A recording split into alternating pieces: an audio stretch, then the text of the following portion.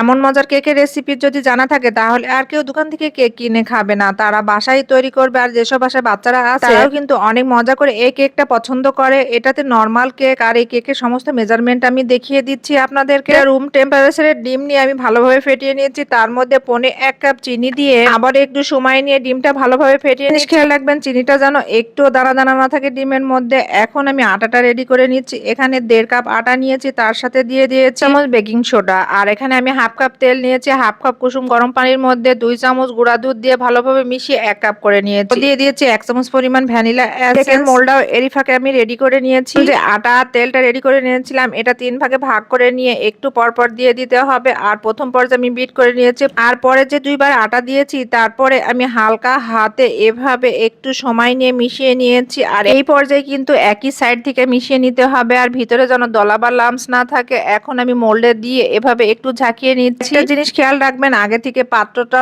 10 মিনিটের জন্য free hit করে নেবেন। আর 30 মিনিট পরে আমি কেকটা মোল্ড আউট করে আপনাদেরকে দেখিয়ে দিচ্ছি কেকটা কত ইয়ামি হয়েছে। আমার রেসিপি ফলো করে আপনারাও বাসায় ট্রাই করতে পারেন।